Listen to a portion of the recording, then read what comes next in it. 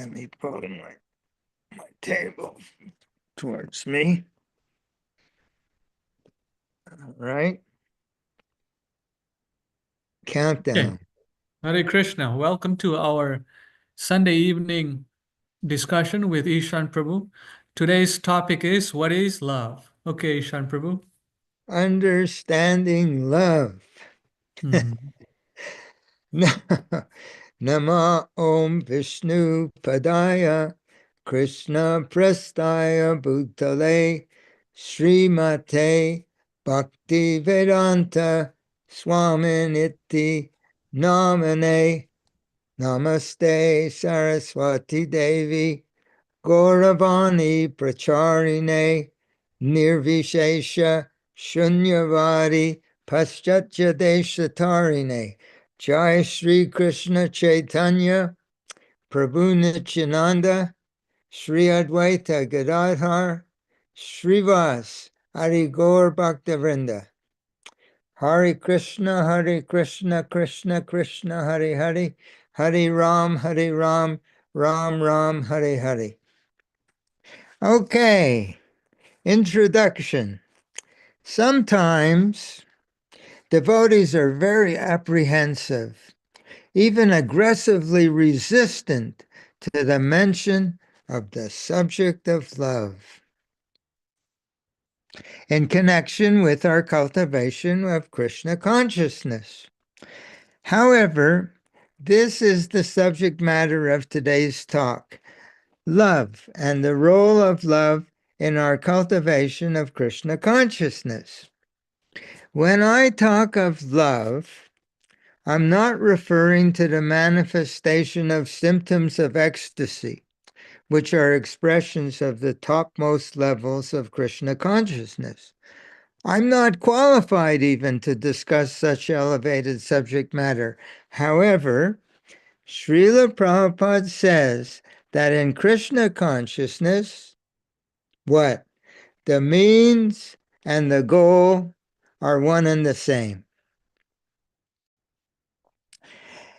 The goal is bhakti, love, and the means is also love. Our previous talk of April 20th focused on the understanding of Srila Prabhupada's insistence, what? That the cultivation of Krishna consciousness is not a mechanical process. He tells us that love is the essential ingredient.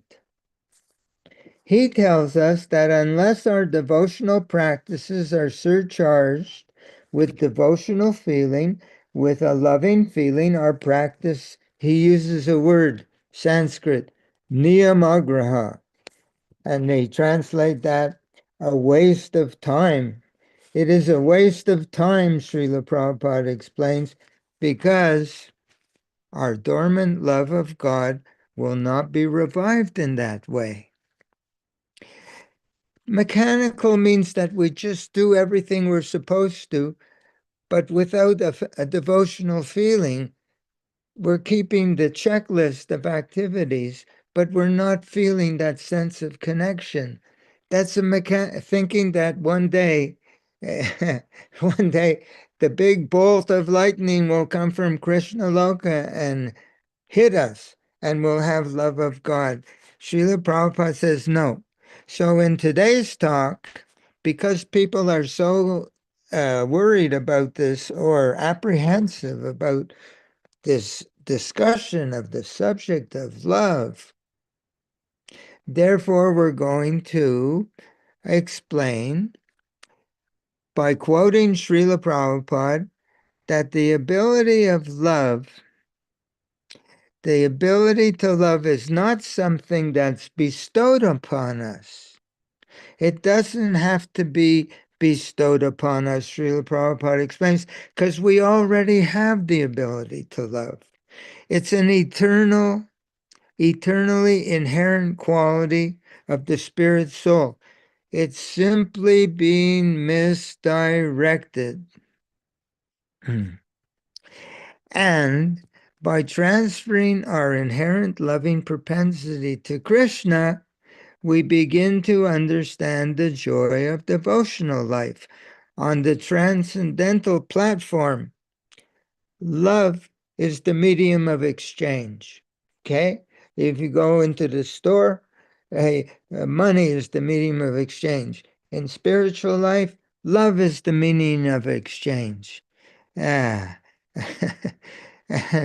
here, yeah, love is the meaning. Srila Prabhupada writes that, quote, this is from Bhagavad Gita, chapter 9, verse 2.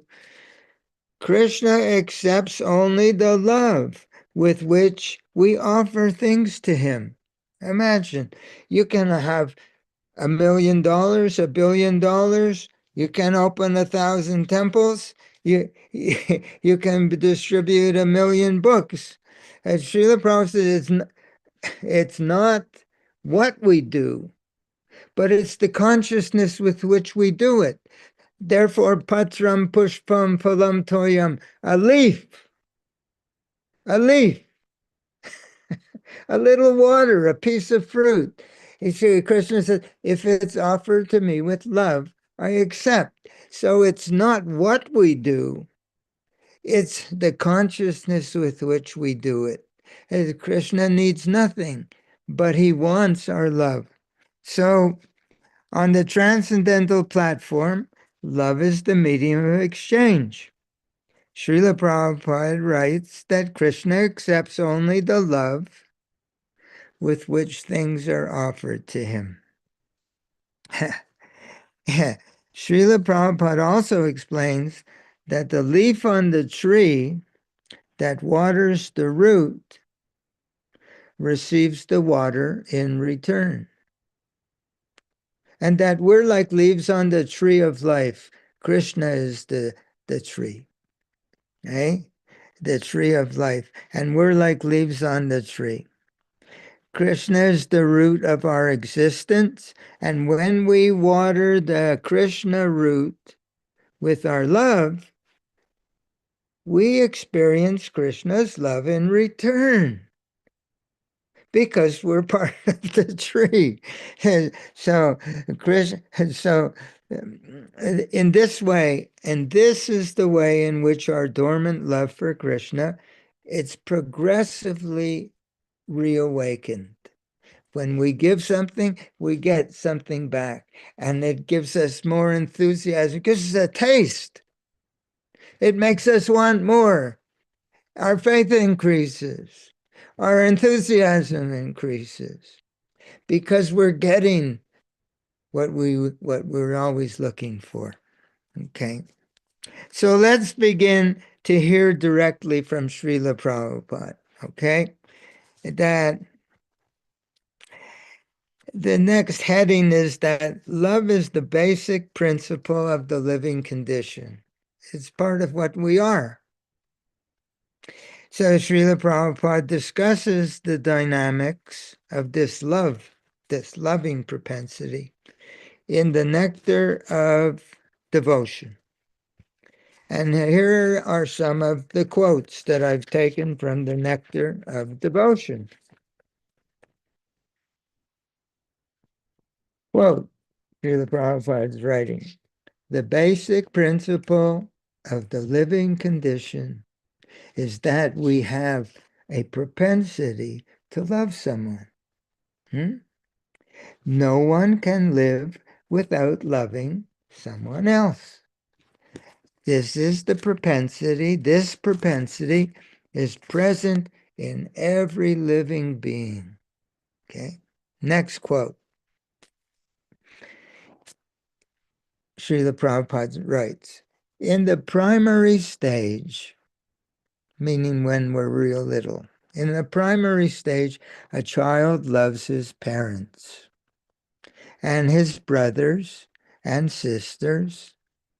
And as he daily grows up, he begins to love his family, society, community, country, nation, or even the whole human society. Okay? Now here, These are Srila Prabhupada's descriptions of our loving propensity.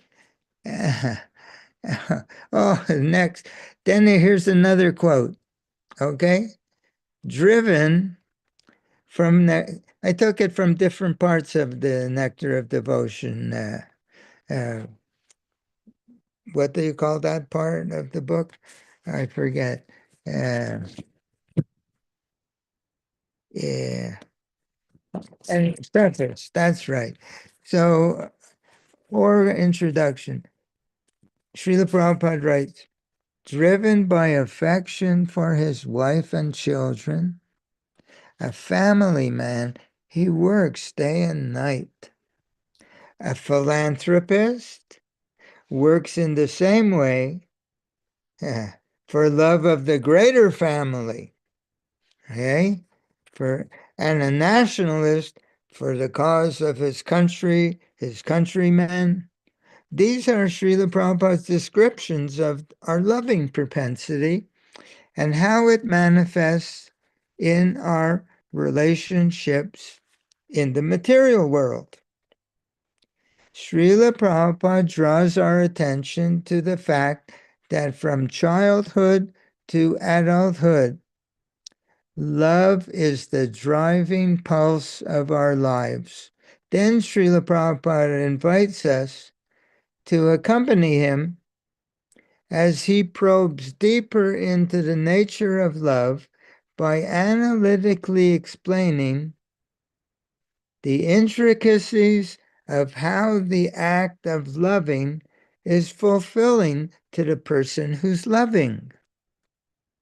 So, understanding the impetus for service to others, okay? This, as Srila Prabhupada has explained in the quotes that we gave, the loving propensity takes the form of service to others.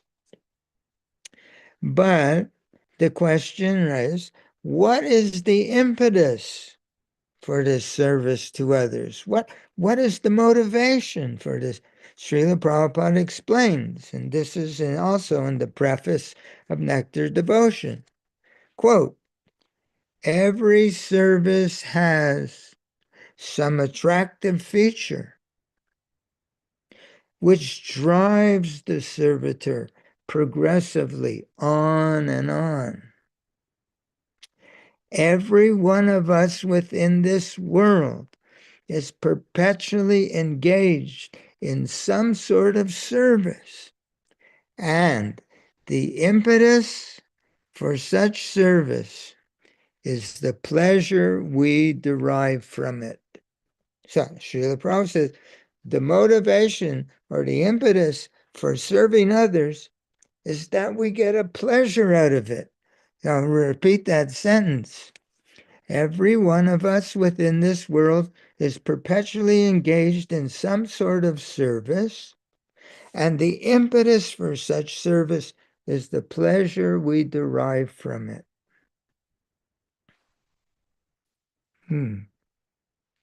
So, let's retrace our steps. Srila Prabhupada says that we all have a propensity to love.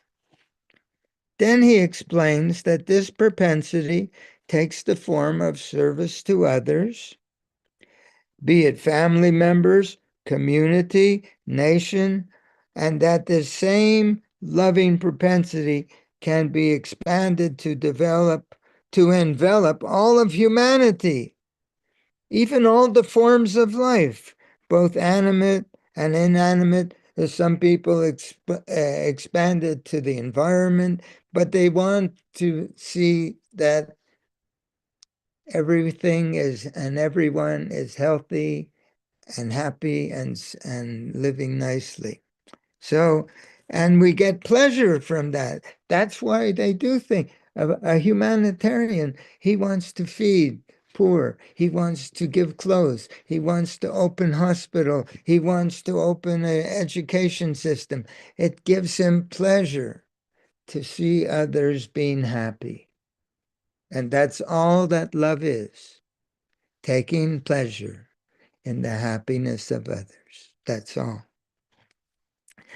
So, so Srila Prabhupada says we all have this propensity, and he explains that it takes the form of service to others. And so the question arises, what's the impetus or motive that propels this propensity forward? Srila Prabhupada gives us the answer. The motivation or impetus for such service is the pleasure we derive from it. Now we have a working definition of love. Srila Prabhupada describes love as the process of feeling pleasure when we vicariously experience the happiness of others. That's what love is. Simple. In simple terms, when we have happiness, when we see the happiness of others, it makes us happy. Therefore, one who has this knowledge, this understanding, he pursues his happiness by pursuing the happiness of others. This is happiness in the mode of goodness. Happiness in the mode of passion is very self-centered, and it's like nectar in the beginning and turns into poison. Happiness in the mode of goodness is the opposite. So this is happiness in the mode of, this is the driving force behind humanitarian activities, altruistic activities, philanthropic service. The impetus for such service is the pleasure we derive from it, taking pleasure in the happiness of others. Millions of people do this every day. They're watching video. Why? They identify with the actors.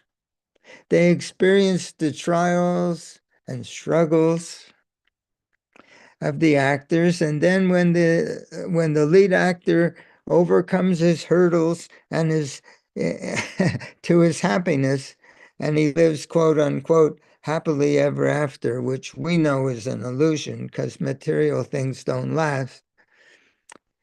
The movie's over, and the person who's watching, they go away with a nice feeling in their heart. We're taking pleasure in the happiness of the other. This is the essential meaning of love. When this same feeling is directed towards Krishna, and Krishna's pure devotee, this is called bhakti. That's all that bhakti is. Taking pleasure in Krishna's pleasure, wanting to see Krishna happy, wanting Srila Prabhupada to be happy. So, love for Krishna, Srila Prabhupada explains, it's our eternal nature. So a question arises, where does this serving propensity come from? How is it that an individual spirit soul doesn't seek his satisfaction independently, but instead looks for his sense of fulfillment in the happiness of others? Srila Prabhupada explains the source of this loving propensity in his Bhagavad Gita purport, 3rd chapter, verse 37. Where does this love come from? Srila Prabhupada says, when a living entity comes in contact with the material creation, his eternal love for Krishna, it gets transformed into lust in association with the mode of passion. Or, Srila Prabhupada continues, in other words, the sense of love of God becomes transformed into lust. It's still with us, in other words. But in association with the mode of passion, it becomes a self-centered, that instead of serving Krishna, I'm directing my service to my senses. But it's the same love. It's just being, you put a clean light through a red lens, it comes out red. It's the same light, but now it has a different expression. We have this love, in other words, always, but in association with material nature, it takes on a different form. The business is how to turn it back into its real form. So let us note that Srila Prabhupada is speaking of, quote, eternal love for Krishna. Our eternal love for Krishna, it exists in the spiritual world. And it exists in the material world. In the material world, our eternal love for Krishna exists in a covered form. But our eternal love for Krishna can never be removed from the deepest part of our heart. We are created by Krishna only for this purpose, because Krishna he enjoys being loved. Isn't that something? Krishna enjoys being loved. And love for Krishna is our constitutional nature. Our love takes the form of service, and the, quote again, the impetus for such service, Srila Prabhupada explains, is the pleasure we derive from it. Krishna consciousness, then, Krishna consciousness is called our enlightened self-interest. Everyone is thinking about self-interest, but our enlightened, our real self-interest is in loving Krishna, because we're like leaves on the tree of Krishna. And when we water the root, we get it back. So it's loving Krishna is our enlightened self-interest. When we come into the material world, our eternal love for Krishna, it comes with us. And in association with the mode of passion, this same love is expressed as a desire for sense gratification. We become afflicted with the conviction that serving the demands of our senses will make us happy. This manifestation of our eternal loving propensity as lust, it can again be transformed back into love of Krishna. The bottom line is that love for Krishna is not bestowed upon us in return for mechanically engaging in a formula, that's Srila Prabhupada's words, keeping the formula of prescribed devotional activities. Rather, the prescribed devotional activities are a medium through which we can direct our love towards Krishna. There's the form and there's the content. If we do the form without the content, it doesn't hit Krishna, doesn't reach him. And we got these forms of devotional service. We have to supply the content. Quote again, Krishna accepts only the love with which things are offered to him. So the bottom line is that love for Krishna is not bestowed upon us in return for mechanically engaging in the formula, quote unquote, of prescribed devotional activity. Rather, the prescribed devotional activities are a medium through which we can direct our love towards Krishna. Our love is already there.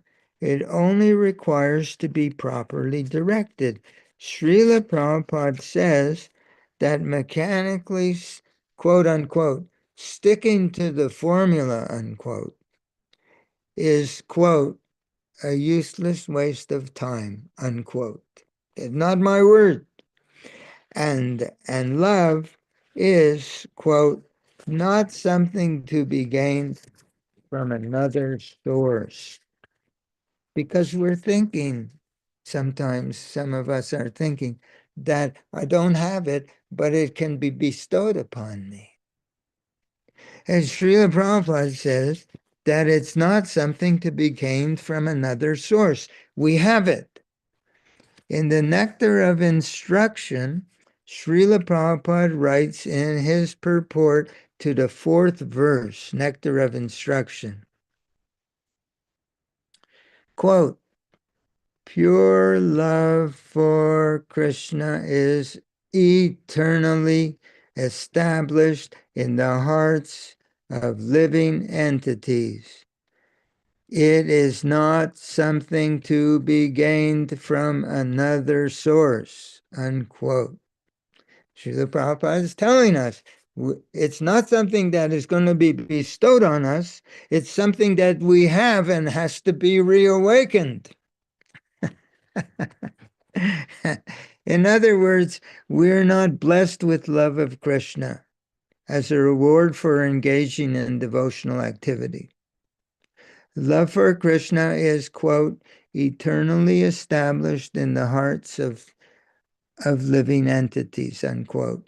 As we engage in devotional service with loving feeling, our dormant love for Krishna is progressively revived. The means and the goal are not different. Srila Prabhupada makes this point in this lecture, which I'll quote from right now. Hyderabad, 1972. Hyderabad, November 26, 1972, about lecturing on Bhagavad Gita, second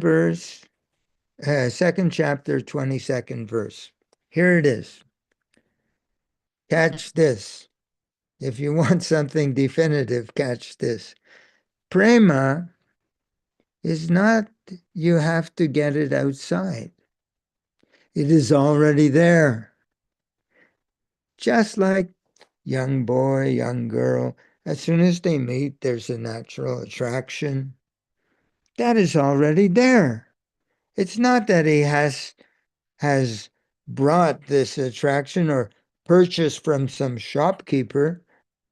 No, it's already there. Simply by combination, it becomes aroused, that's all. Similarly, Krishna Prema is there. Nitya Siddha Krishna Bhakti Sadhya Kabunoi. It is not that by artificial means we're getting Krishna Prema. It's already there, unquote. So it's not. So then by engaging in Krishna consciousness with our present loving capacity, this is me, our inherent love for Krishna is progressively reawakened. We start to enjoy it. It's like uncovering something. It's like when you wash something. You wash a mirror or you wash your window. It's like layers. It's uncovering the clearness, the clarity. You can see clearly. Ultimately, when our love is really uncovered and we clean the mirror of our heart, we'll see Krishna through. So now here's another quote. 1972, November 29, Bhagavad Gita lecture, chapter 2, verse 25. Quote, "The loving propensity is already there, but we have transferred the loving propensity that should be directed to Krishna." We have transferred the loving propensity to the, Srila Prabhupada breaks off. So whole consciousness processes again, Srila Prabhupada saying, transferring the loving propensity from Maya to Krishna. This is the simple method. We have got love for Krishna, but being illusioned, being falsely positioned, we are trying to love something which is not Krishna. Again, here's another lecture in Hyderabad, What is the date of this one? On Bhagavad Gita 2:22 again. She said, everyone has prema, love, this propensity to love others. That is, there is everywhere. But that prema, that love, is originally for Krishna. Nitya, Siddha, Krishna Bhakti. That is the original prema. But because we are illusioned that prema is being applied for so many Maya, prema I have got. I have got my love. That is a fact. But I do not know where to repose that love. That is my misfortune. Therefore, Krishna said that Sarva Dharman Parityagya Mamekam Sharanam Braja. Quote, you have got prema, you apply it to me, Krishna's talking. Then you'll be benefit. Prema is already there. You are simply misusing it. Therefore, you are not happy.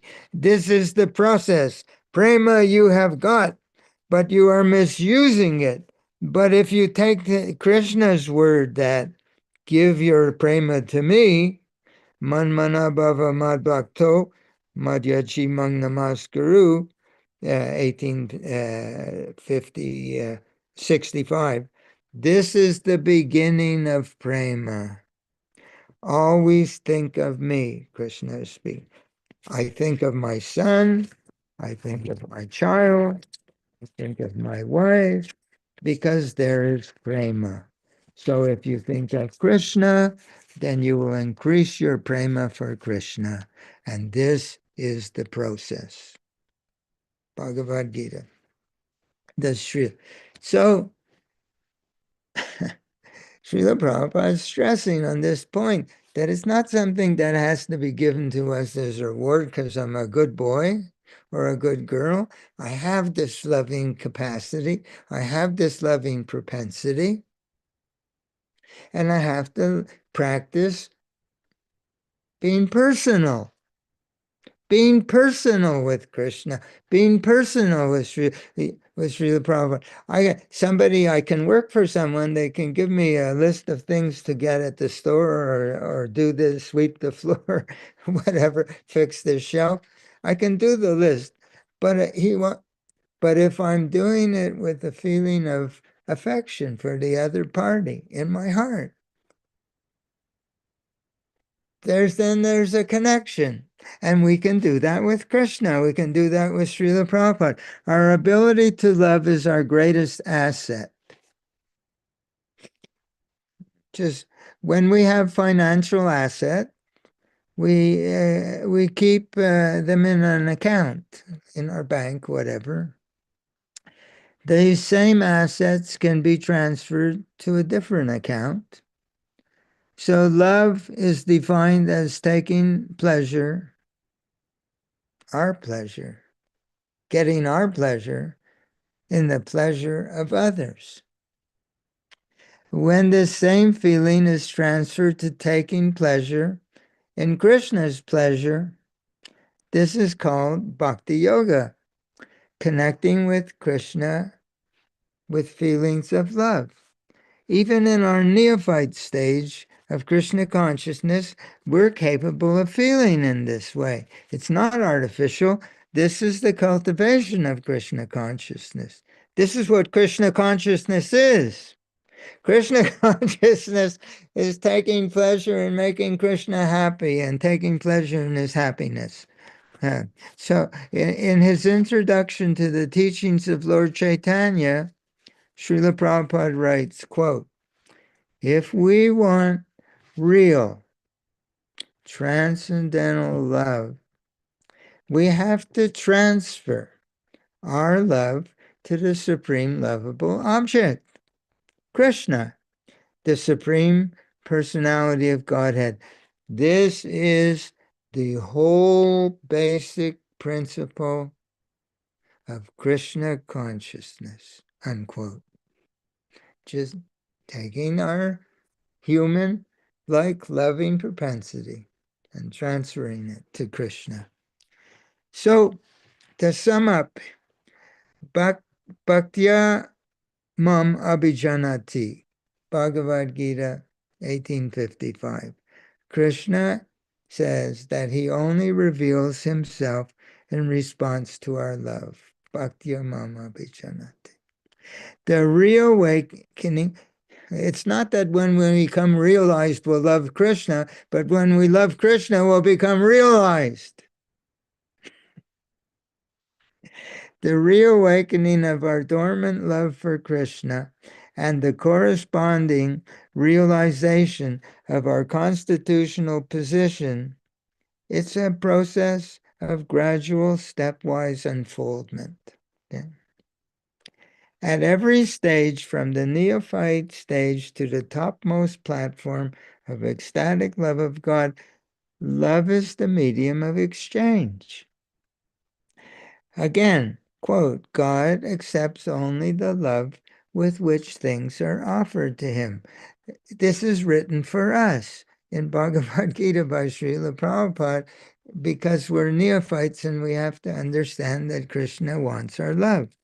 Therefore, again, the means and the goal are one and the same. Srila Prabhupada explains that the impetus for engaging in loving service to others is the pleasure we derive by enjoying the happiness of others.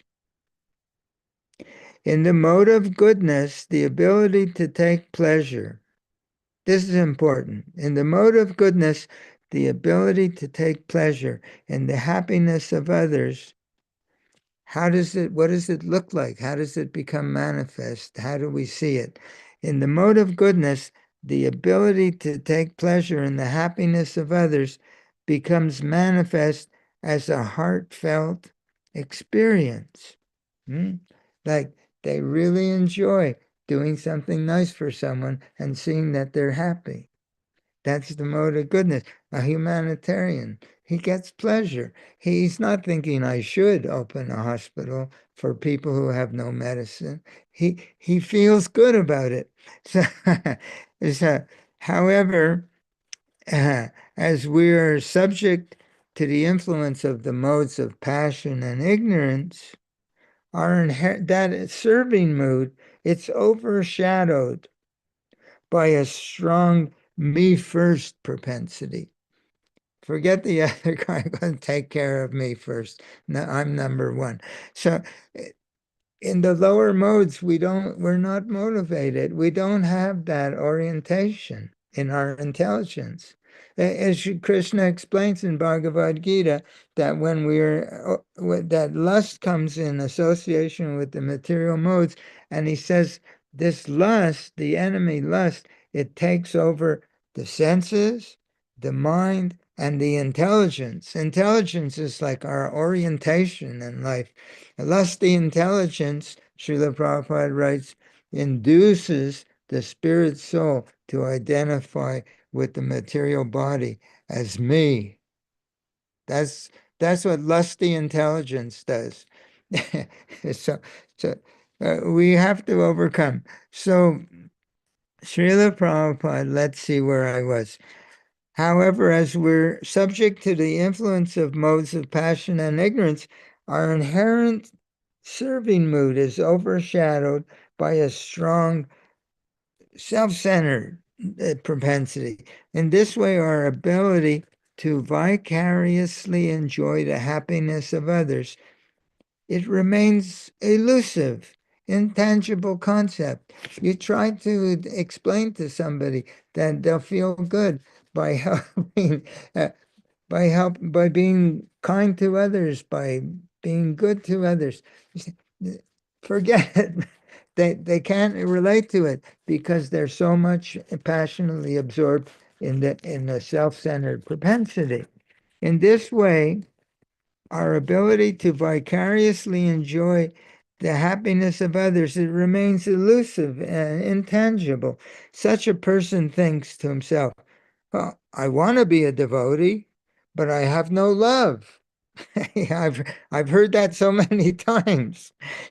Therefore, he mistakenly goes on to conclude, what is it? He says, I have no love. We can only receive the ability to love as a benediction from an external source. And the only way I can receive that benediction is by mechanically complying with our prescribed program of Krishna consciousness activities. I'll do it all, and one day I'll receive the blessing. I'll be able to love. If I do this with rigid determination, the ability to love will be bestowed upon me by grace.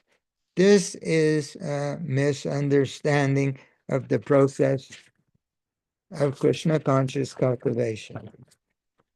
In our previous talk, our emphasis was on the conclusive understanding that the cultivation of Krishna, that was on the 20th of whatever month, just 10 days ago or so, 2 weeks. In our previous talk, our emphasis was on the conclusive understanding that the cultivation of Krishna consciousness, love of Krishna, is not a mechanical process. It doesn't work that way. Let us repeat some of Srila Prabhupada's emphatic statements in connection with today's theme.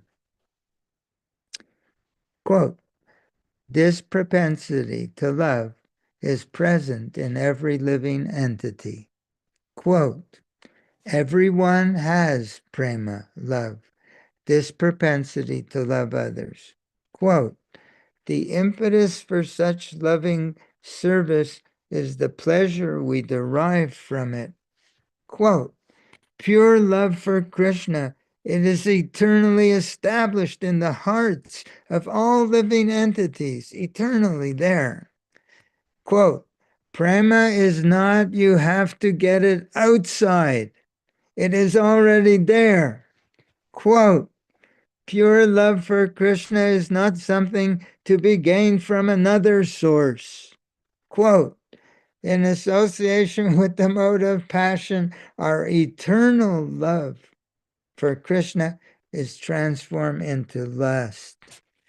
Quote, "Prema is already there. You're simply misusing it." Quote, "Whole Krishna consciousness process is about transferring the loving propensity from Maya to Krishna." Quote, "So if we think of Krishna with love, then we will increase our prema for Krishna. This is the process." Quote, "If we want real transcendental love, then we have to transfer our love to the supreme lovable object, Krishna, the supreme personality of Godhead. This is the whole basic principle of Krishna consciousness." In our first talk in this series on April 20, we put forward Srila Prabhupada's repeated definitive statements that the cultivation of Krishna consciousness is not a process in which we are spiritually rewarded for mechanically executing a checklist of prescribed devotional activities. Srila Prabhupada labels this mechanical activity as niyam agraha. He calls it a waste of time, quote unquote.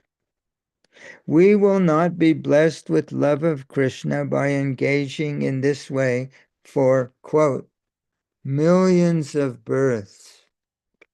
Can go on, because Krishna is only accepting the love with which we offer to him. Therefore, what's the missing link? The missing link in our connection with Krishna. The missing link is bhakti, love. And it's called bhakti yoga. In Krishna consciousness, the means and the goal are one and the same. Bhakti. The goal is love of Krishna, but the means is also love. Love of Krishna is the goal, and love of Krishna is the means. It's almost finished. So, we want to know what this four-letter word, love is. We want to know what this love, what is. It is the ability to display, is it the ability to display ecstatic symptoms on the platform of Krishna Prema? Is that what love is? No. Srila Prabhupada tells us emphatically that the same love we feel for our family, our society, our nation, and the human race, this same quality of love is to be applied to Krishna, even as we're on the neophyte platform of Krishna consciousness. Why is he writing these things? He's writing for us, his students. He's not writing for Mahabhagavatas to read, he's writing for us. So he's telling us, therefore, in today's class, so to speak, we have explained what love is so that we don't think of the subject of love as a taboo topic. Oh, we shouldn't talk about love when discussing the cultivation of Krishna consciousness. Love is nothing more than vicariously taking pleasure in the happiness of others. We all do it. We've done it all our lives. We all do it in small ways every day, even by saying thank you to a cashier at a store and making them smile. This makes us feel good. Why? We're taking pleasure in making another person feel happy. And this is what love is. And when we take the same pleasure in Krishna's happiness, and the happiness of Krishna's pure devotee, Srila Prabhupada, this same expression of love is called bhakti. The more we take pleasure in Krishna's happiness, the more we become liberated from material desire. And the more our ability to love, it expands.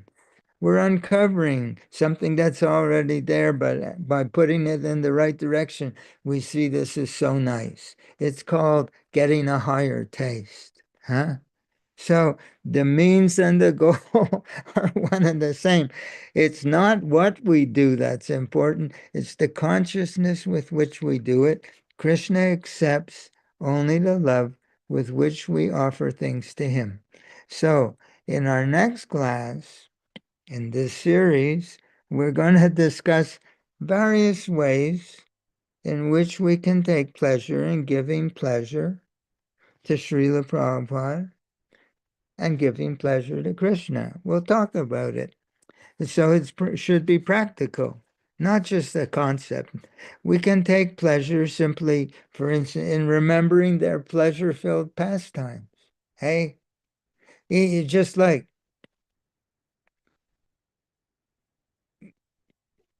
Kamsa is trying to have Krishna killed, and he puts the big elephant Kuvalayapita outside the front gate of the great stadium that he's built, and the elephant's going to kill Krishna. And so what does Krishna do? He slaps the elephant. He runs around. He does different things, and he and then he breaks off the tusks of the elephant, and he has drops of blood on him. And he's happy. He's enjoying fighting. Krishna, he enjoys these things. We can take it as information. I have one quote like that. You read and you have it, or you can enjoy Krishna's pleasure. You can say, good going, Krishna. You can enjoy it. Then Krishna enters the stadium and he talks with the wrestlers. Kamsa wants them to kill Krishna, and Krishna gives them a little advice. And he said, "Well, this is not a very nice thing. What you're supposed to do." And then Krishna, he deals with them.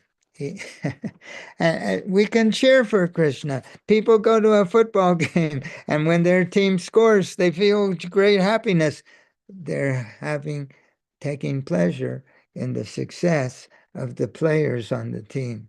Krishna is the leader of our team, and, and we can take pleasure, we can enjoy, we can say, "Good shot, Krishna," and feel that. And that's love, taking pleasure in Krishna's pleasure. And then what? And Kamsa, then he gets so angry, he stands up and he says, "We hey, we're going to kill Vasudev, this, that, the other thing," and Krishna jumps up onto the platform and he grabs Kamsa by the hair. And Kamsa is wielding his sword, and Krishna grabs him and drags him by the hair onto the field in the middle of the whole stadium, in front of all the hundreds and thousands of people gathered. And he hits Krishna. He sits on his chest, and fist over fist over fist, he hits Krishna and hits Kamsa until the life goes out. That Krishna's enjoying. Krishna's enjoying. Just like there are so many stories. That's what the Krishna book is all about. So, who was the name of that one who took on four artificial hands and he was pretending he said, I'm Lord Vishnu. It's in the Krishna book. I forget his name.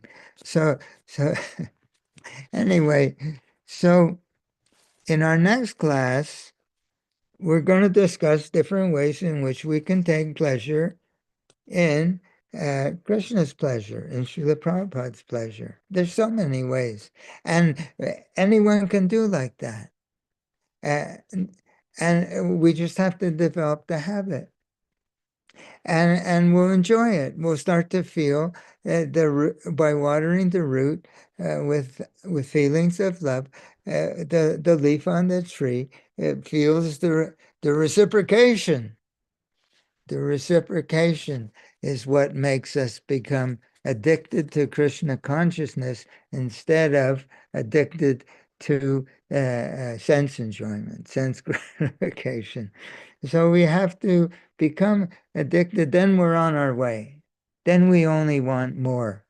Then, of course, we won't be able to be constant. We'll be forgetfulness. Our habit of self-centeredness has been there for millions of births.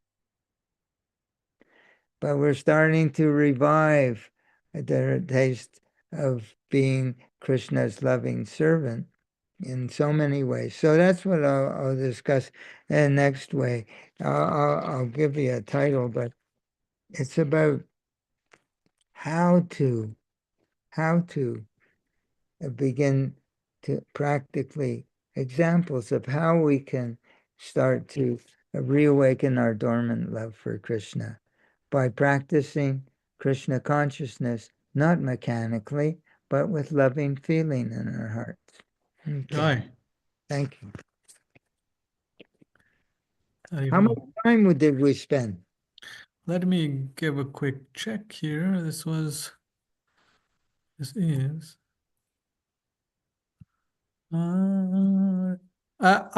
want to discuss some things 1 second. Sure.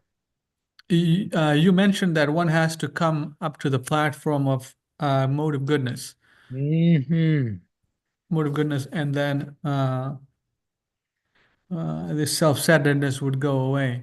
So many times we practice Krishna consciousness, but these things are still lingering within our hearts Sure. uh, because for whatever reason, could be the conditioning or the background we're from, or well, whatever the reason be. Uh, how can we accelerate that? Like remove that obstacle, like anartas, practicing of giving. Like for example, prasadam distribution is, I guess, one of them. But still, these things to enjoy is always there. So how can we accelerate our process of getting rid of these unwanted things and to genuinely give? Like for example, I'm dealing with this old man here. He's helping me, and then he said he has no car to go back. He'll have to hire a taxi. So I said, why you need to hire a taxi? I'm here. I'm here to serve you. And then, is this one of a form of reciprocation? Because seeing his senior age and seeing that he's interested in Krishna consciousness and he wants to help here with, making the place better, is this a form of loving Krishna? two things. One is, as soon as you said that and offered your service to him, you felt good, Yes, right? I did. Yeah, Yeah, I that's act. that's the point. And secondly, loving people is bringing them closer to Krishna. Yes. And Krishna says that anyone who does that is most pleasing to me. Mm. Yes, yes, Yes. And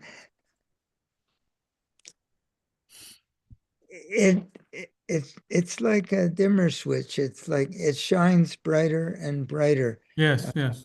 Um, so the modes of material nature are, I'm looking for a word, they're not solid, like they can't be melted, or they can they can be cultivated. Each one there's a word, but all I'm trying to say is we can cultivate. You know what I read in the Krishna book, Volume 2, that Srila Prabhupada said, keeping the four regulative principles are simply the preliminary qualities of the mode of goodness. Mm. Preliminary. They turn us from a totally self-centered animal into Mm. a human being. But the feeling of the mode of goodness, mode of goodness is more essentially a feeling of the heart. Mm. And so learning to love is a cultivation. We do it purposefully. Yes, yes. I can I wash a dish in the sink? Because I got to get this work done so I can do something else, right? Mm. Way my mind works. So, but I take this plate and say, Krishna, this is your plate. You own all the plates, Mm. and I'm your servant, and I'm going to wash it nicely for you. And thank you so much for letting me have this plate in this nice place. And I'm going to stack it very nicely. And thank you so much for everything. And please accept this washing as a service to you. Now, or I can say, I got a big to-do list and I'll wash this plate and get on with something else. Now, it's my choice, right? Right, right. It's your choice. Yes. Yes. So this is what Srila Prabhupada is saying. Mm. He's saying we cultivate it by cultivating it. Yes, yes. It's not that if I clean 1,000 plates for Krishna and get on with my to-do list, that Krishna is going to be. Mm. Krishna's not interested in the 1,000 plates. He's interested in the feeling with which we do it. Mm. So if we know Right. that, and Yeah. and we want to be Krishna conscious, we want to be friends with Krishna, we want to get closer to Krishna, and he's saying this is the only way you can come close to me. Mm. And if you do it, the more you do it, the more it'll grow because you'll start to feel a good feeling in your heart, just like you felt a good feeling when you offered Mm. to be of help to the Yes. older man. That's the way we feel every time we approach Krishna or Srila Prabhupada in that way. It'll make us feel good, but that good feeling will continue to grow and we'll say, son of a gun, even Mm-hmm. though I'm a selfish rascal, I want more of this. Mm. It's a reform school. We're being, um, you know what the word penitentiary? The confinement for people who have broken laws. You know what it's for? It's to make them penitent. Mm. Reformed. Yeah. Penitent means, I'm sorry, Krishna. I'm sorry. Penitentiary. I've Mm. been so selfish all this time, just thinking of myself. Mm. We're in Krishna. This is a penitentiary. The material world is full of suffering. It's to make us penitent. It's to apologize and Mm. say, "Now I want to be your servant." So you show Krishna that you want to be his servant by by doing everything in the servant mood. Okay. And you don't have to have ecstatic Krishna prema to do that. And doing it for trying to make Krishna to feel happy because we love him, because we're trying to do something nice for him. This is the meaning of love. That love is, and we, or you read about Krishna and his activities, and you know all his activities are filled with happiness. And if we take pleasure in Krishna's happiness, in the pleasure that he's enjoying, that's Okay. called Shravanam. Eh? Shravanam, Kirtanam, Smaranam. That's Smaranam, hearing about Krishna's activities and remembering them. uh, Go, Krishna. He's our hero. Hmm. Krishna's our hero. And, somebody has some football player or basketball player is their hero, and he broke the record. Had more goals than anybody else, and we feel so happy for him. Krishna's our hero. Hmm. So we have to slow down enough to start cultivating this kind of consciousness. It's called Krishna consciousness. And we can do it. And it's not that we were going to pretend that we're ecstatic and falling on the floor. That Krishna Srila Prabhupada says if someone does that, you kick him in the head Hmm. because he won't mind because he's so ecstatic, Srila Prabhupada said. No, but we can do it in a very human way because we have that capacity. Right. And the only way to reawaken our dormant love is by practicing to love. And these are some, like I just giving you some little example. This is what I'm going to have the whole class on next week. Examples Right. that we can do it, but it's a big misunderstanding, and it's being taught incorrectly throughout the Krishna consciousness movement. That if you simply do A, B, C, D, E, F, G on this list, one day you'll be bestowed upon you love of Krishna. Hmm. And Srila Prabhupada says, Niyamagraha. He says, keeping all the formula, keeping the whole 9 yards, the checklist. He says, wasting time. It's not going to happen this way.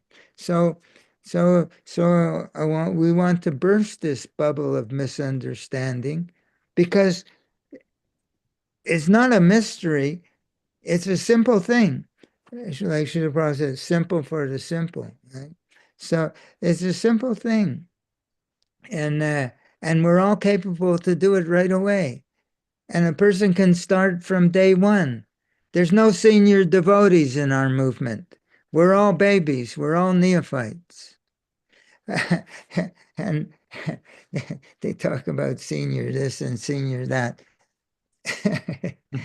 Senior rascal. So, so the idea that we have to hear it again and again, that be encouraged that we have the capacity, just like people in the material world have this desire to make other people happy.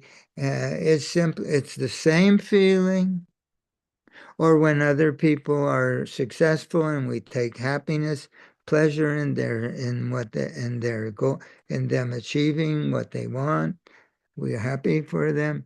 It's that same feeling, but it's applied to something illusory. Uh, but if we apply the same feelings, taking pleasure in Krishna's pleasure, pastimes, that's called, it's love, but it's love in either case. But in one case, it's love applied towards an illusory object of affection. And the other case, it's love applied toward the real object of our affection. And so the loving propensity is always there. It's what we are. And in the material world, Maya or illusion means we're trying to take pleasure in illusory objects of affection. And we just transfer it back to Krishna. And we don't have to be especially intelligent, especially, we have to be more childlike to be able to simply accept this, that this is real, that Krishna is aware of what we're feeling in our hearts, that we have a living relationship with Srila Prabhupada. He's not dead.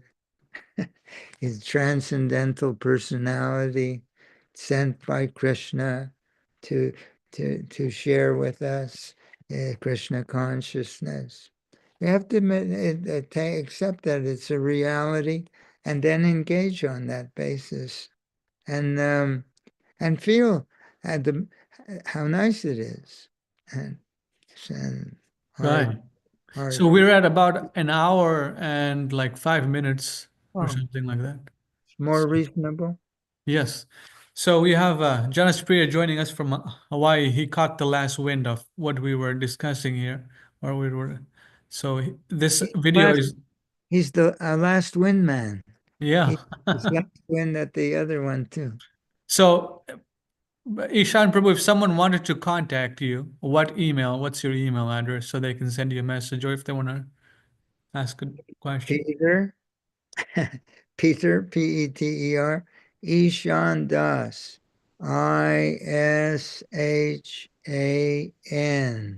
ISHANDAS at gmail.com. Peter Ishan Das at gmail.com. And then Sure. anybody who wants to give me a piece of their mind, like whatever, you know. I mean, George Harrison puts it in that book, the 1970 Krishna book, All You Need Is Love. Yeah, but they, you know, it's He true. But but there's an explanation on how to cultivate it. Yes. yeah, Yeah. you know, these things can go over our head. Uh, Right. but it's, I believe that Srila Prabhupada put George Harrison into the Krishna book because if people thought that there are people who love George Harrison more than Hmm. Krishna, so they thought if he's going to go to Krishna Loka, I want to go too. So Srila Prabhupada put him in. Otherwise, he's one of us. That's all. Try. Okay. So I guess we'll end it here unless Jonas Priya has a question or comment. Jonas Priya, do you have anything? Okay, looks like he doesn't. So thank you, Ishan Prabhu. We're looking forward for the next discussion on Sunday. So anyone who's watching, if you like to participate live, they can just send us a message and we'll get you the link and you'll be in here just like the rest of us. Any concluding words, Ishan Prabhu? You look so nice, Prabhu. Try. All glories to Srila Prabhupada.